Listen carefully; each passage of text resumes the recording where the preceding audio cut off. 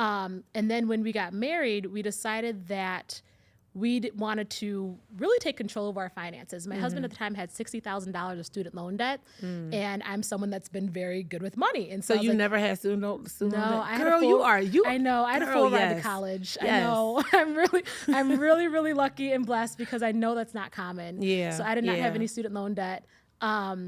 And so he had the student loan debt. I'm like, you know what? I'm like, let's knock this out. Like, let's not carry this throughout our marriage. Right. So we created a plan and we paid off that debt in 2 years. Nice. And so that's when I was like, man, and that actually wasn't that hard to do. So like, what was we did the plan? it together. Share. The plan really was just we created our budget. Okay. And we knew that any extra money that we had, we put into paying off the debt. Like, we did it together. Okay. I do know a lot of couples that sometimes like your debt is your debt, my debt is my debt. And we don't, nope, that's not how we roll. We did it together, and like, I'm like, we're married now. This is how we're going to. Into this bill is a part of the house bill, and then we pay whatever we got to pay, and then the extra is going to go towards the debt. And then we both took on extra jobs. So like at the time, I wasn't in the classroom anymore. I was a director of a childcare center at that time. Okay. But then I also started grading standardized tests. So I'd leave my job and then go grade standardized tests, and all the extra money I made from that, we'd put towards the debt. Nice. My husband took on an extra job where he started being a football coach at a local college.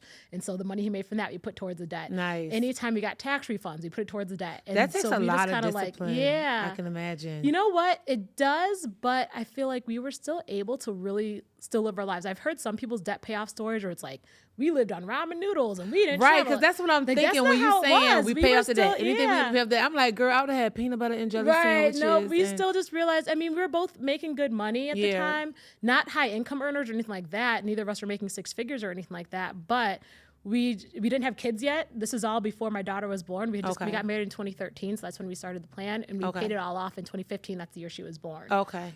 So that was a part of the goal too. Was like, let's knock this out before we have extra bills of kids and the things kids like coming. that. Yeah, they are expensive. Yep. Girl, yes, they are expensive. Yes. So that is amazing, and that's impressive. Because, and I need you in my life.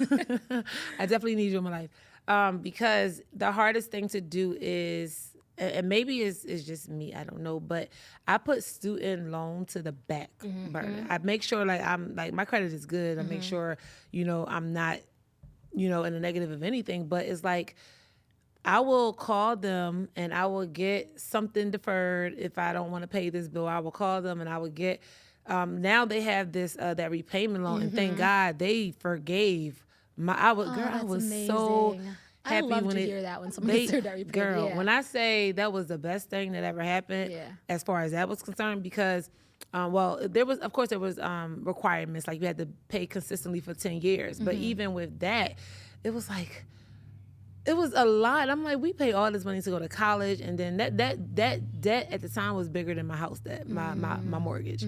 So, but when they forgave it, that was the best thing. So shout out to the U.S. government for doing that. Yes. But a lot of people are still in a situation where they're struggling, especially a lot of moms who want to build a business. Right now, let's get into that part of it, because building a business, it takes capital, it takes money sometimes, and it may not take as much depending on what you want to do, but it costs. How do you, or what would you tell a mom that has to choose between putting money toward their business or putting money towards paying off a debt? Right. Or do we hold off on paying the debt and try to make money in the business and then pay that off and make money? Like, what would you tell a mom in that predicament? I think it definitely depends on the type of debt, right? So when we got married, neither of us had a lot of credit card debt. Okay. We both had cars, but that was a part of our plan too. So when we paid off that $6,000 debt, we both paid off our cars as well. But if you have a lot of credit card debt that's super high interest, that's costing you a lot of money, 30% interest or something like that, that might be something you want to knock out, because what I tell people all the time is paying off debt is like giving yourself a pay raise, right? So when you pay down that debt, that's more money that you get to keep in your pocket. Yeah. So depending on if you want to start a business or something like that, you might want to prioritize paying down high interest debt. Maybe not the student loan debt, because that interest isn't, crazy high, and maybe not your car or something like that, but maybe your high interest debt. But you can do both at the same time. You can put extra towards your high interest debt and also put some away towards savings for your business plan or whatever it is that you want to do.